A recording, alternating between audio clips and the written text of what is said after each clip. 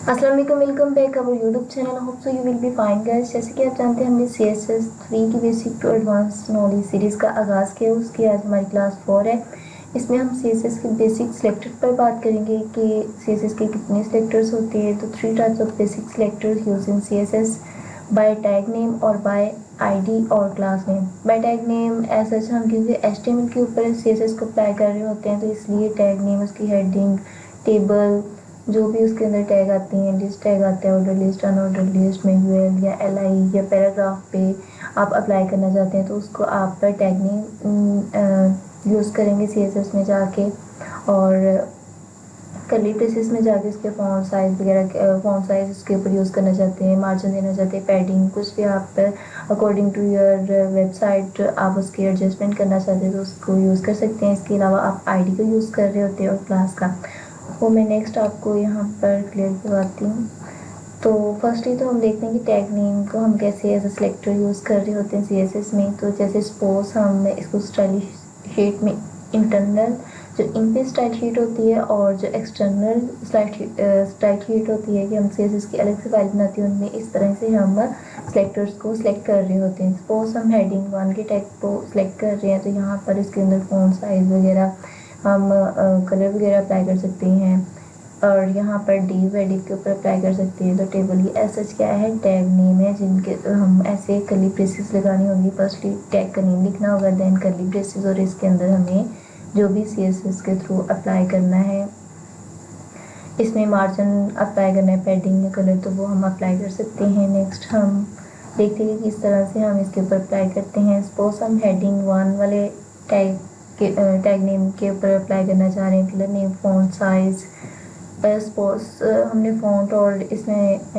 Hyphen use करना है, size और कोलन हमने ज़रूर लगाना है इसमें। फिर 20 पिक्सल या जितना भी आप एडजस्टमेंट करना चाह रहे हैं वो आप उसको यूज़ करेंगे और सेमी कोलन लगाएंगे। दैन कलर इसके ऊपर अप्लाई करना चाह रहे हैं, कलर भी इसी तरह कलर और कोलन, देन येलो और सेमी कोलन। नेक्स्ट हम इसका प्रैक्टिकल करके भी देखेंगे नेक्स्ट आने वाली वीडियोज़ में।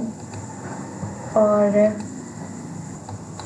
अब हम देखते हैं class selector used in CSS, हम किस तरह से क्लास सेलेक्टर को यूज़ करते हैं। तो उसके लिए हमें डॉट और जो भी आपकी क्लास का नेम होगा वो आपको यहाँ पे राइट डाउन करना होगा। जैसे यहाँ पे मैंने हेडिंग एक क्लास नेम लिया हुआ है, कर्ली ब्रेसेस इसमें भी लगानी है और कर्ली ब्रेसेस को क्लोज भी करना है। सपोज यहाँ पे हमने एक डिव में क्लास ली हुई है हेडिंग और यहाँ पर हम उसके ऊपर जो भी कलर वगैरह अप्लाई करेंगे, यहाँ पर हम मार्जिन देंगे, पैडिंग देंगे, एनिमेशन लगाएंगे, वो हम इस तरह से कर सकते हैं इसको यूज़ करते हुए सिलेक्ट करके। यहाँ पर नेक्स्ट है specification of class name selectors in CSS में हम क्लास को किस तरह से यूज़ कर सकते हैं, मतलब उसमें आप उसका नेम किस तरह से रख सकते हैं, हाइपन लगा सकते हैं, अंडरस्कोर क्या है वो सब मैं आपको बताऊँगी। सपोज हम डॉट लगाना ज़रूरी होता है किसी भी क्लास के लिए, ये इसकी आइडेंटिफिकेशन होती है CSS में जब हम एज अ सिलेक्टर यूज़ कर रहे होते हैं। नेक्स्ट आप इसमें टू जो आपके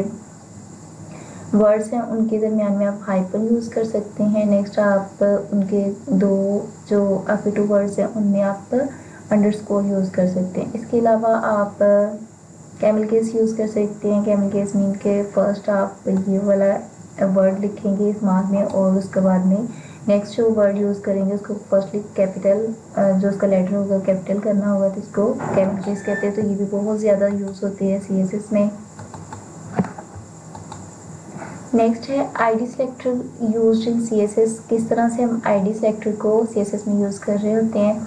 तो उसके लिए फर्स्टली तो इसका जो साइन है आपको हैशटैग यूज़ करना होता है और देन आपकी जो भी आईडी होगी उसको यूज़ करेंगे। जैसे इसके अंदर आप जो भी इसके अंदर कलरिंग वगैरह जो भी राइट डाउन करेंगे वो इस वाली लिस्ट के ऊपर अप्लाई हो जाएगा क्योंकि इसके अंदर हमने आईडी लिस्ट ली हुई है।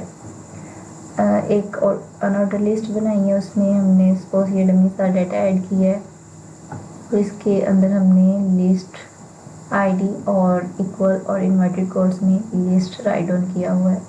तो यहाँ पर जब हम CSS में इसको सिलेक्ट करेंगे तो उसके लिए हमें हैश का यूज़ करना और देन फिर आईडी जो भी आपके आईडी का नेम होगा वो यूज़ करेंगे।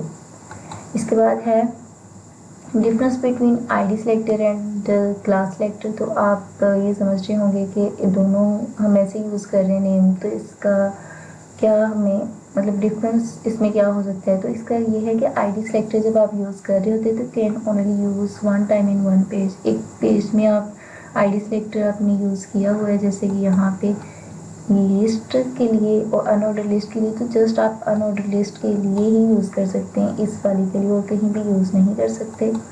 तो जो होती है हमारी क्लास सेलेक्टर, तो can use multiple times in one page. एक पेज में आप मल्टीपल टाइम्स कई जगहों पर एक पेज में यूज़ कर सकते हैं। तो ये इसका डिफरेंस था। इसके बाद है descendant selector used in CSS में डिसेंडेंट सेलेक्टर्स को किस तरह से यूज़ किया जाता है। सपोज यहाँ पर हमने ऑलरेडी एक हैश हेडिंग है यहाँ पे लगाई हुई है, मीन की एक आईडी हेडिंग हमने यूज़ की है, वहाँ पर एक एंकर का टैग है, वहाँ पर जस्ट जो भी हम स्टाइल शीट सीएसएस अप्लाई करें उसी पे अप्लाई, और किसी और भी में भी हमारे जो पेज है उसमें हेडिंग एंकर टैग में भी 2 टाइम्स 3 4 5 हों, तो जस्ट जहाँ पर हमने आईडी हेडिंग लगाई होगी वहाँ पर ए वाले एंकर पे जस्ट उसी पे ही अप्लाई होगी। और इसके अलावा डॉट लिस्ट आइटम पी है, तो मीन के जहाँ जिसमें लिस्ट आइटम पी पैराग्राफ है, लिस्ट आइटम की क्लास यूज़ की हुई है पैराग्राफ में, वहाँ पर जो भी हम यहाँ पे style sheet CSS write down करेंगे वो वहाँ पर पैराग्राफ में अप्लाई हो जाएगी। यहाँ पर हमने क्लास में, और ये एक और भी इसकी सेंस होती है कि यहाँ पर हमने क्या है, ये पेरेंट है और ये चाइल्ड सेलेक्टर है। और इसके अलावा ये UL एज लाइक हमारे क्या है, टैग है, टैग नेम है, मीन के अनऑर्डर लिस्ट में हमने जहाँ पर हैश आइटम नाम की आईडी हमने यूज़ की हुई है उसकी LI में जो भी हम यहाँ पर CSS अप्लाई करें वो इस पर अप्लाई हो जाए। तो होप सो ये वीडियो आपके लिए हेल्पफुल हो। तो नेक्स्ट वीडियो में हम प्रैक्टिकली तौर पर इंशाल्लाह करके आपको दिखाऊंगी ताकि आपकी अंडरस्टैंडिंग बिल्ड हो सके और आप नेक्स्ट ग्रो कर सकें। तो please like and subscribe my channel for latest updates. Remember me in your prayers. Allah Hafiz.